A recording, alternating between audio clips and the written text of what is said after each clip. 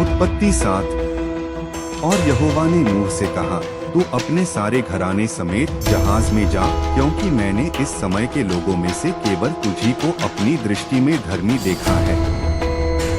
सब जाति के शुद्ध पशुओं में से तो तू 7-7 अर्थात नर और मादा लेना, पर जो पशु शुद्ध नहीं है उनमें से 2-2 लेना, अर्थात नर और मादा। और आकाश के पक्षियों में से भी 7-7 अर्थात नर और मादा लेना, कि उनका वंश बचकर सारी पृथ्वी के ऊपर बना रहे। क्योंकि अब 7 दिन और बीतने पर मैं पृथ्वी पर 40 दिन और 40 रात तक जल बरसाता रहूंगा। जितनी वस्तुएं मैंने बनाई हैं सबको भूमि के ऊपर से मिटा दूंगा। यहोवा की इस आज्ञा के अनुसार नूह ने किया। नूह की अवस्था 600 वर्ष की थी जब जल प्रलय पृथ्वी पर आया। नूह अपने पुत्रों, पत्नी और बहुओं समेत जल प्रलय से बचने के लिए जहाज में गया।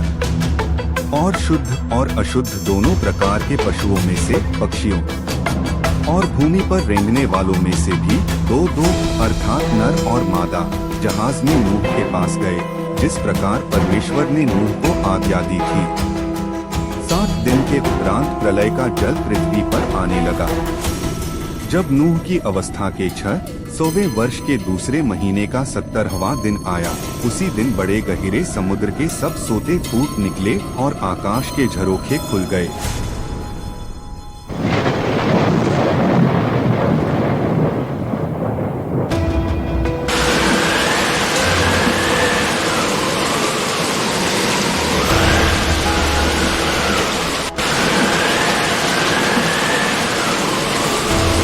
और वर्षा 40 दिन और 40 रात निरंतर पृथ्वी पर होती रही। ठीक उसी दिन नूह अपने पुत्र शेम, हाम और येफेत और अपनी पत्नी और तीनों बहुओं समेत और उनके संग एक जाति के सब बनैले पशु और एक जाति के सब घरेलू पशु और एक जाति के सब पृथ्वी पर रेंगने वाले और एक जाति के सब उड़ने वाले पक्षी जहाज में गए। जितने प्राणियों में जीवन की आत्मा थी उनकी सब जातियों में से 2-2 नूह के पास जहाज में गए। और जो गए वह परमेश्वर की आज्ञा के अनुसार सब जाति के प्राणियों में से नर और मादा गए। तब यहोवा ने उसका द्वार बंद कर दिया और पृथ्वी पर 40 दिन तक प्रलय होता रहा और पानी बहुत बढ़ता ही गया, जिससे जहाज ऊपर को उठने लगा और वह पृथ्वी पर से ऊंचा उठ गया।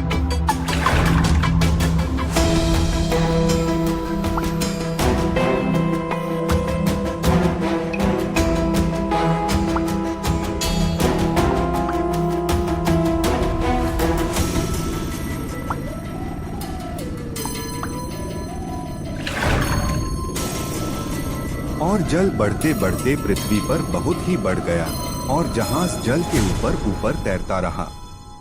और जल पृथ्वी पर अत्यंत बढ़ गया, यहाँ तक कि सारी धरती पर जितने बड़े बड़े पहाड़ थे सब डूब गए। जल तो 15 हाथ ऊपर बढ़ गया और पहाड़ भी डूब गए।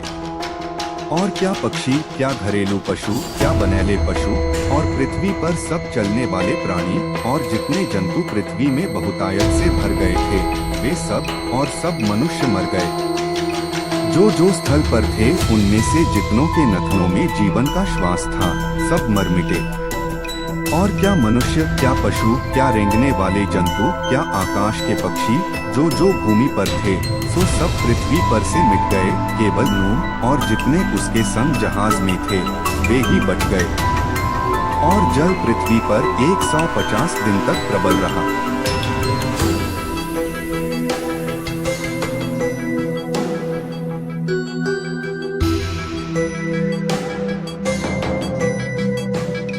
उत्पत्ति 8। और परमेश्वर ने नूह की और जितने बनैले पशु और घरेलू पशु उसके संग जहाज में थे उन सबों की सुधि ली। और परमेश्वर ने पृथ्वी पर पवन बहाए और जल घटने लगा और गहरे समुद्र के सोते और आकाश के झरोखे बंद हो गए और उससे जो वर्षा होती थी सो भी थम गई। और 150 दिन के पश्चात जल पृथ्वी पर से लगातार घटने लगा। 7वें महीने के 70वें दिन को जहाज अरारात नाम पहाड़ पर टिक गया। और जल 10वें महीने तक घटता चला गया और 10वें महीने के पहले दिन को पहाड़ों की चोटियां दिखलाई दी। फिर ऐसा हुआ कि 40 दिन के पश्चात नूह ने अपने बनाए हुए जहाज की खिड़की को खोलकर एक कौआ उड़ा दिया।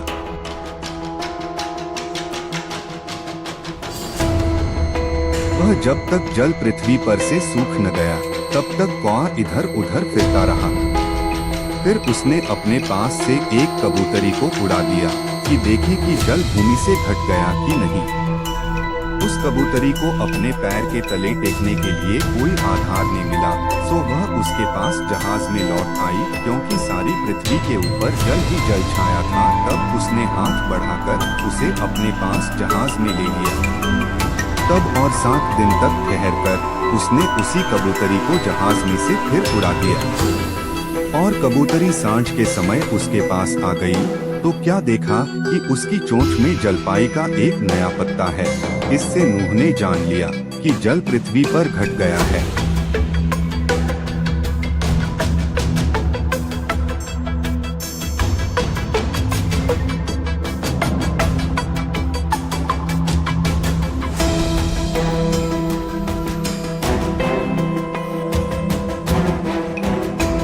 फिर उसने 7 दिन और ठहरकर उसी कबूतरी को उड़ा दिया और वह उसके पास फिर कभी लौटकर न आई।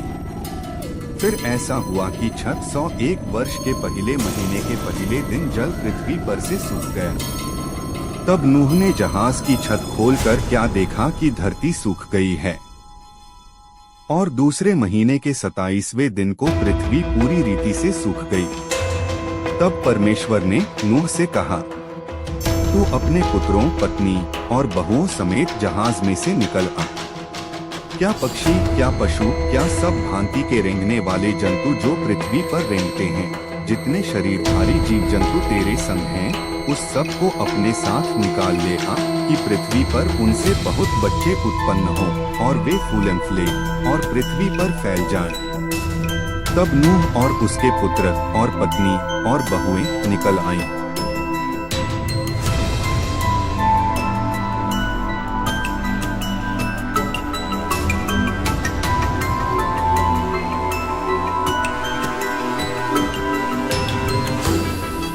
और सब चौपाए, रेंगने वाले जंतु और पक्षी और जितने जीव जंतु पृथ्वी पर चलते फिरते हैं, सो सब जाति जाति करके जहाज में से निकल आए। तब नूह ने यहोवा के लिए एक वेदी बनाई और सब शुद्ध पशुओं और सब शुद्ध पक्षियों में से कुछ कुछ लेकर वेदी पर होमबलि चढ़ाया। इस पर यहोवा ने सुखदायक सुगंध पाकर सोचा कि मनुष्य के कारण मैं फिर कभी भूमि को शाप न दूंगा। यद्यपि मनुष्य के मन में बचपन से जो कुछ उत्पन्न होता है सो बुरा ही होता है, तो भी जैसा मैंने सब जीवों को अब मारा है, वैसा उनको फिर कभी न मारूंगा। अब से जब तक पृथ्वी बनी रहेगी तब तक बोने और काटने के समय ठंड और तपन, धूपकाल और शीतकाल, दिन और रात निरंतर होते चले जाएंगे।